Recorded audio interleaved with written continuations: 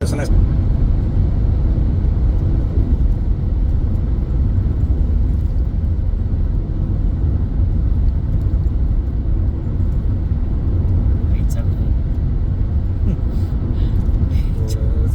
कितना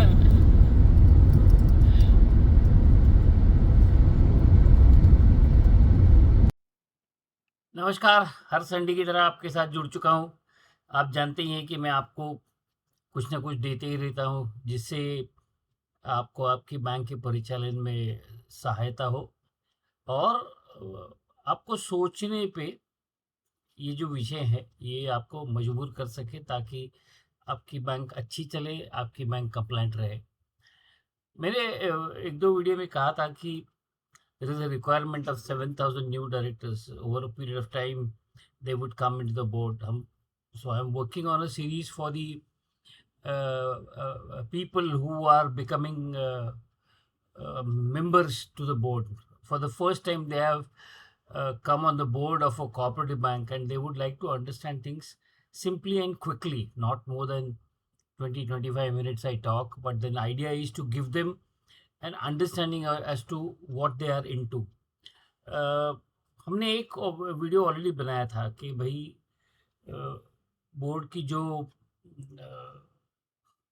रोल होता है बोर्ड के मेंबर्स का जो रोल होता है वो क्या होता है और उसका इम्पैक्ट हम सब पे क्या आता है। आज हम ये एक चीज़ पे बात करने वाले हैं कि बोर्ड के पावर्स क्या हैं। हालांकि आपके बायलॉज में powers of the board have been defined, but there are certain areas where the bylaws at times is not clear, and then you have to understand what I am trying to convey to you. The powers of the board normally derive from the couple of laws which are already there. Commonly known act is the State Cooperative Act or a Multi-State Cooperative Act, जहाँ पे board powers define किए गए हैं। Reserve Bank of India banking regulation act, reserve Bank of India जो master directions हमेशा देती है वो, और आपके बायलॉज की जो पावर्स है ना वो इवॉल्व होते रहते हैं। जैसे जैसे रिजर्व बैंक के गाइडलाइंस आते हैं वैसे उसमें अगर चेंज आप नहीं करते हो तो बायलॉज आपके 20-25 साल पुराने होंगे, लेकिन वो in line with the current regulatory context नहीं होंगे। तो आपकी स्टैट्यूटरी पावर्स क्या है जिसको हम कहते हैं कि आपके वैधानिक अधिकार क्या है। सबसे इम्पोर्टेंट अधिकार ये है कि आपको बैंक के ओवरऑल अफेयर्स, जो चलती है, बैंक जो बिजनेस करती है उसका आपको ओवरऑल कंट्रोल आपको रखना है। और वो सभी पावर्स जो एजीएम के पास है उसको छोड़ के वो सभी पावर्स आपके पास होते हैं। और कई बार ऐसा होता है कि बैंक बड़ी होती है तो आपको पावर्स डेलीगेट करने पड़ते हैं, आपको किसी सब कमिटी को डेलीगेट करने पड़ते हैं या कमिटी ऑफ एग्जीक्यूटिव्स, और इंडिविजुअल एग्जीक्यूटिव्स को भी आपको कई बार ये पावर्स डेलीगेट करने पड़ते हैं। और सबसे इम्पोर्टेंट पावर जो मुझे लगता है कि आपको बैंक को दिशा देना है, आपको बैंक चलाना नहीं है। You don't go to branch and do the branch banking, no, that is not your role. आपका रोल ये है कि आप आपके बैंक की दिशा निश्चित करें और उस दिशा पे बैंक आगे चले। So you have the power to give directions. और ये पावर टू गिव डायरेक्शंस कहाँ से आती है?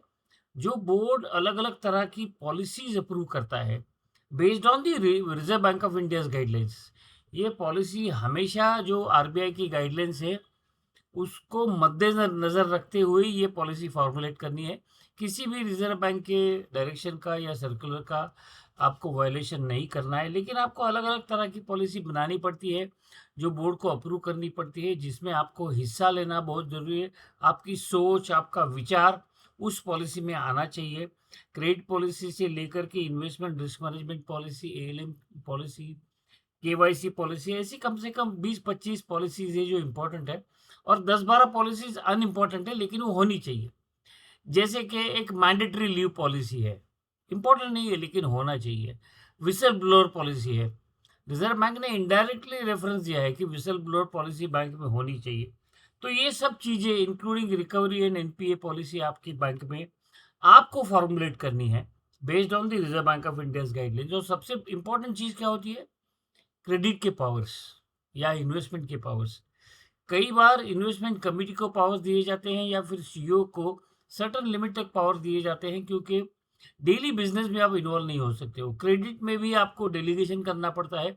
Up to certain limit your executive functionaries would sanction the loans. Beyond that जितने भी बड़े लोन्स है, लिमिट आपको आपके बैंक की ताकत के अनुसार तय करनी है, लेकिन आपको वो क्रेडिट अप्रूवल जो है वो आपको करना है। अगर आपने ये डेलीगेट किया है तो उस आपको ये ध्यान में रखना है कि जो डेलीगेटी है जिसको आपने ये अधिकार दिए हैं, वो हर महीने की बोर्ड मीटिंग में उसने क्या क्या एक्शन लिए हैं डेलीगेटेड पावर्स के अंतर्गत, वो वहाँ पे बोर्ड में रिपोर्ट होना बहुत ज़रूरी है। हर साल ऑडिटेड नंबर होने के बाद आपको एक्सपोजर लिमिट तय करना है रिजर्व बैंक के नियमों नियमों के हिसाब से।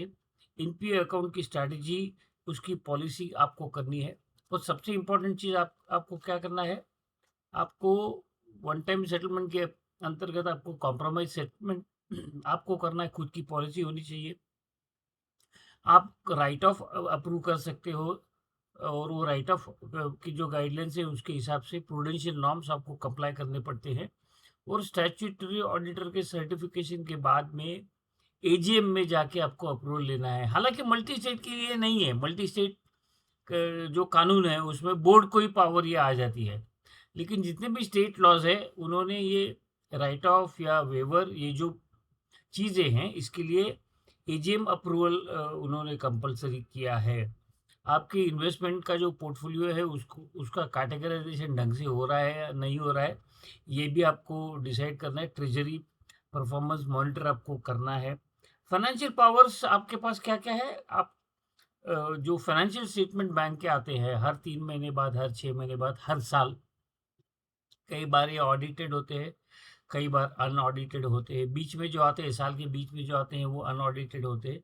लेकिन कल जाके रिजर्व बैंक ये बोल सकती है कि ये हर क्वार्टर में आप ऑडिट करो करके। अभी तो नहीं है ये प्रोविजन, लेकिन फाइनेंशियल स्टेटमेंट जो है वो आपको अप्रूव करना है। और साल के अंत में जो फाइनेंशियल स्टेटमेंट आते हैं उसके ऊपर आपको एजीएम को डिविडेंड रिकमेंड करना है। आपको कैपिटल एडिक्वेसी का कंट्रोल ढंग से रखना है। कैपिटल एडिक्वेसी का जो मिनिमम बेंचमार्क आजकल है 12% का, उसके ऊपर तुम्हारा कैपिटल एडिक्वेसी रहना ज़रूरी है।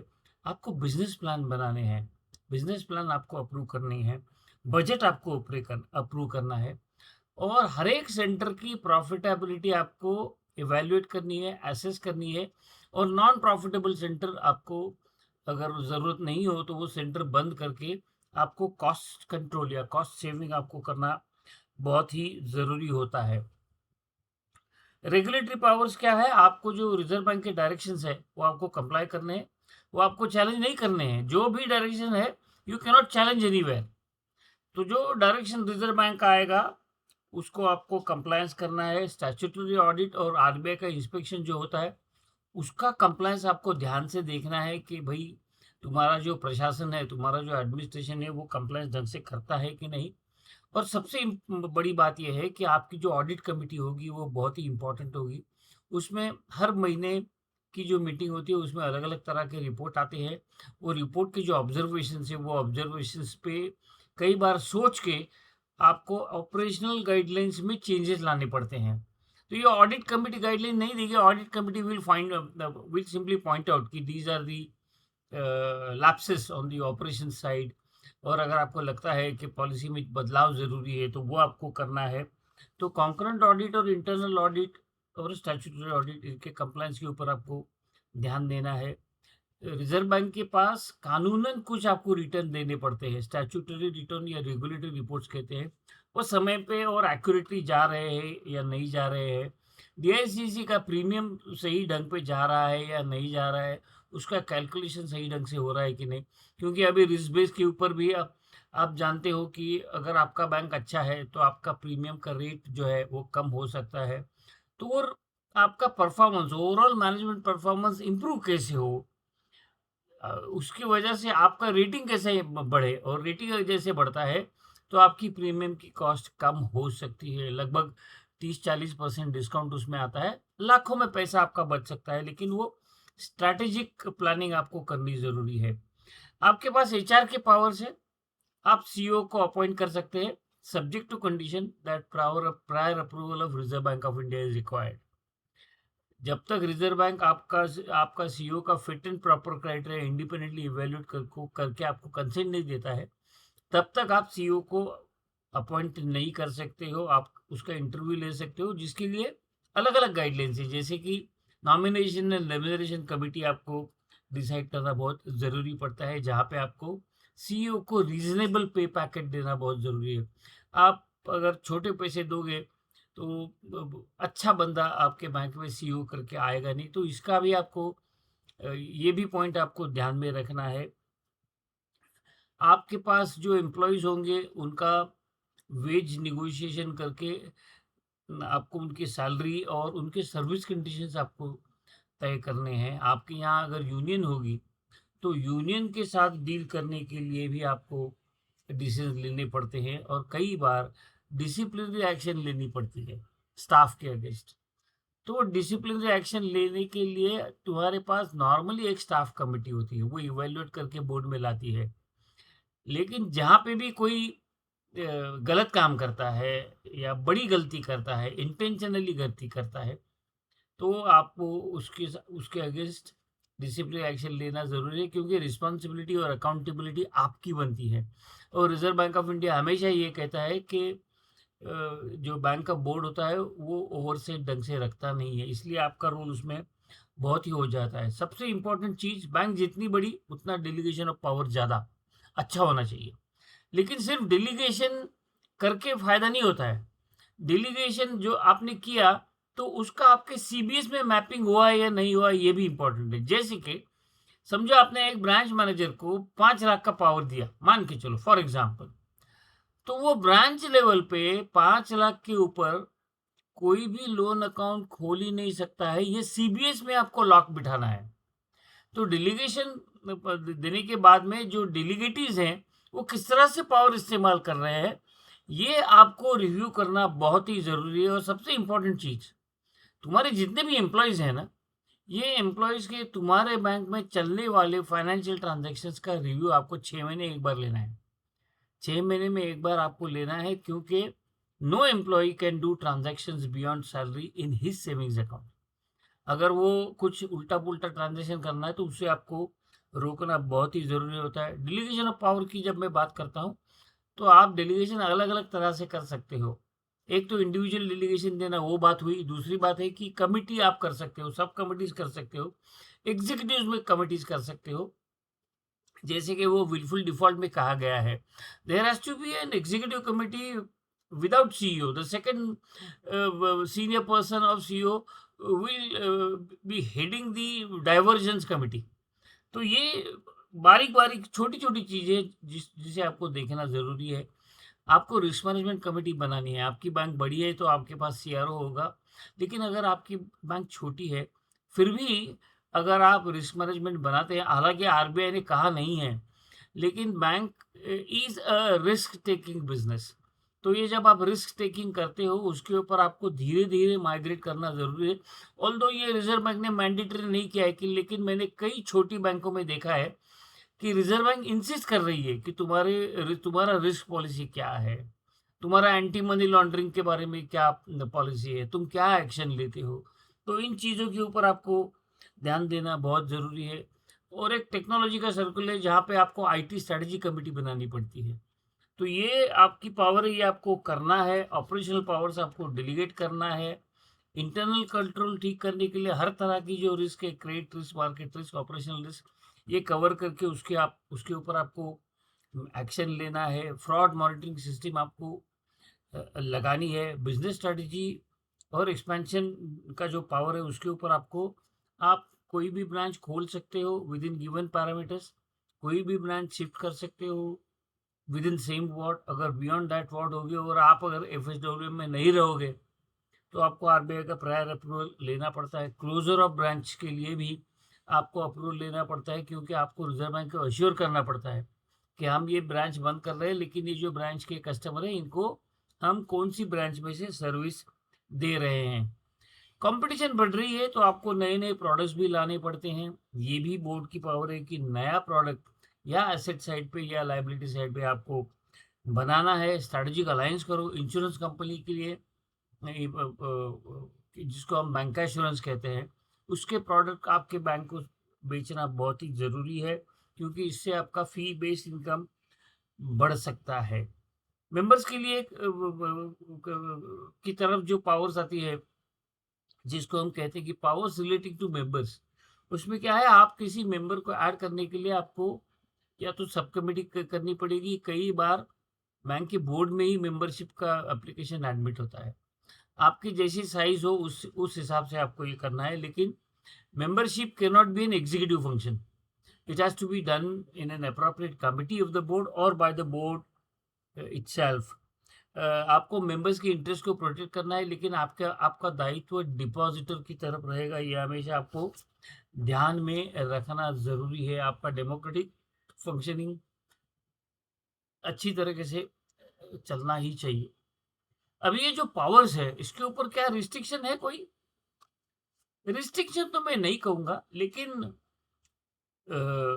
रेगुलेटरी गाइडलाइन से जितने भी पावर्स हैं ना, उसको उसके डायरेक्टिव के हिसाब से अगर आप पावर्स इस्तेमाल करते हो तो कोई प्रॉब्लम नहीं है। तो प्रूडेंशियल नॉर्म्स को फॉलो करना, सीईओ का अपॉइंटमेंट, ब्रांच एक्सपेंशन, कोई बैंक आप छोटी बैंक लेना चाहते हो, ये सब prior approval of the reserve Bank of India होता है। आपका जो जनरल बॉडी होता है, जनरल बॉडी के नीचे बोर्ड होता है। General body is the supreme authority in a bank, लेकिन वो सुप्रीम अथॉरिटी होने के बावजूद भी रिजर्व बैंक के डायरेक्शन के खिलाफ कुछ नहीं कर सकते। The general body powers have been defined, the subjects have been defined, amendment to bylaws, declaration of dividend वगैरह वगैरह जो है वो आपको देखना है। फिट एंड प्रॉपर क्राइटेरिया के बारे में आपको ये सोचना है कि आरबीआई का जो नॉर्म है वो हर 6 महीने में आपके यहाँ रिव्यू होना चाहिए। अगर कॉन्फ्लिक्ट ऑफ इंटरेस्ट है तो you have to recuse yourself from the decision. Tenure के बारे में बात नहीं करूँगा, क्योंकि मैं हर बार ये बात करता रहता हूँ। और आपकी फाइड्यूशियरी रिस्पॉन्सिबिलिटी है टुवर्ड्स द डिपॉजिटर्स, उनको प्रोटेक्ट करना है। In good faith, you have to ensure that you maintain proper transparency and accountability in all these decisions, because these are critical decisions. Follow the disqualifications. Disqualification क्या है? Banking regulation act में अभी जो अ, अ, अ, उसमें जो rules हैं, वो rules में एक बदलाव आया है। अगर आप सेक्शन 10A2 कंप्लाई नहीं करते हो तो आप डिस्क्वालीफाई होते हो। और जिसको वो रूल्स में ये कहा गया है कि जो सेक्शन 10A2 में जो प्रिस्क्राइब किया गया है, वो अगर कंप्लाई नहीं करता है तो वो इनएलिजिबल डायरेक्टर होगा। तो इनएलिजिबल डायरेक्टर कौन है? जितने भी लोग आपके यहाँ पे डॉक्टर्स हैं बोर्ड में, या फिर इंजीनियर्स हैं, unfortunately they are ineligible, because ये जो दो प्रोफेशन है, या फिर आर्किटेक्ट भी, ये प्रोफेशन से बैंकिंग का कोई लेना देना नहीं है।